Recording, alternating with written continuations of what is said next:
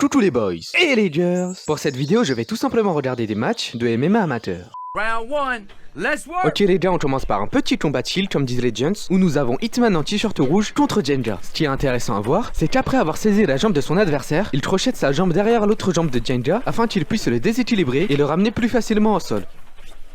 Dommage que sa prise n'ait pas abouti. Malgré ça, il s'en sort plutôt bien avec une petite clé de jambe qui ressemble un petit peu à la prise en 4 de Ric Flair.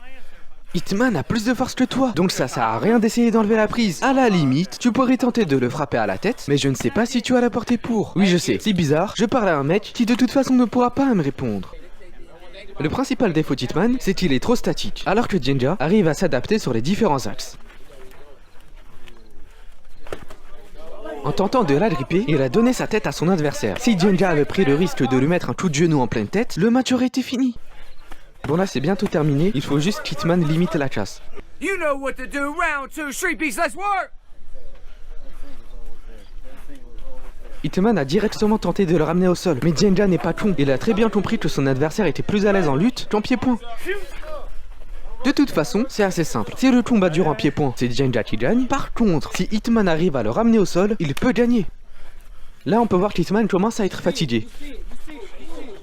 Mais que fais-tu? Le mec, normal, se tape une pause bloutée en plein match. T'as dit quoi là? La petite feinte qui marche parfaitement bien. Voilà, que dire de plus? C'est magnifique. Est-ce que je m'emballe un peu trop? Ouais, sans doute. Y'all want touch gloves? Come to the middle, touch gloves. Round three. You know what it be. Street beats, let's work. Bon là c'est cramé, Hitman est fatigué. C'est pas un reproche que je lui fais. C'est normal qu'à 50 ans, t'as plus la même endurance qu'à 20. Bon frérot, t'es pas un Pokémon. Ton attaque roulade a marché une fois, mais pas deux. Le match est terminé. Hitman avait une ouverture pour tenter un truc, mais à mon avis il a plus d'énergie.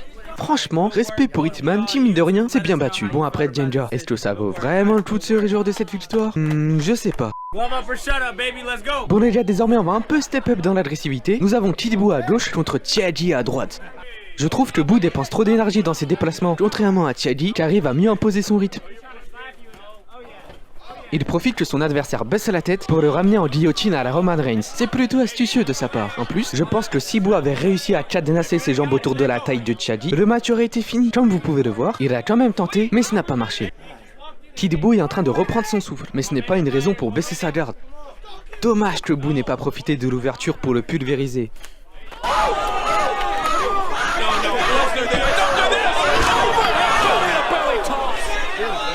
Malgré qu'il a glissé, Buu s'en sort pas trop mal. Tiaji a eu le bon réflexe en protégeant sa tête. Il repart en guillotine, par contre, la jambe gauche de Buu est coincée entre la barrière et le cœur de Tiaji. Comme précédemment, s'il avait réussi à ramener sa jambe gauche à sa jambe droite, afin de créer un cadenas, le match aurait été fini. Alright guys, let's go. Petite bagarre de rue, c'est pas beau visuellement, mais bon, pourquoi pas après tout, s'ils ont envie de se défouler. Pareil, il y avait une putain d'ouverture ici. Buu est plus petit que Tiaji, donc c'est lui qui doit briser la distance en le rentrant dedans. Sinon Tiaji va continuer à temporiser en le frappant avec ses pieds.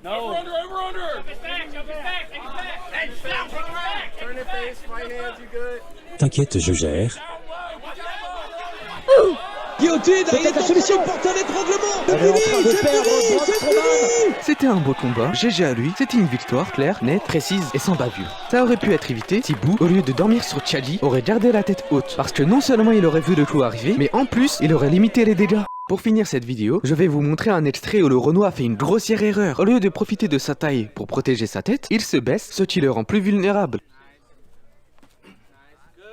La preuve, son adversaire a tenté de le shooter à la tête. A few moments later.